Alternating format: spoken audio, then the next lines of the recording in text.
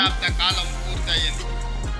రాష్ట్ర సాధన కోసం ప్రాణాలు అర్పించిన అమరులకు ఈ సందర్భంగా నా నివాళులు అర్పిస్తున్నాను.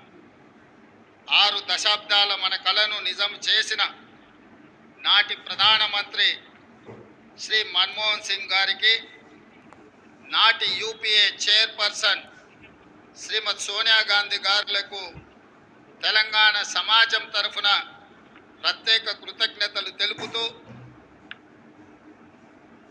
4 కోట్ల తెలంగాణ ప్రజలకు తెలంగాణ ఆవిర్భావ దినోత్సవ శుభాకాంక్షలు.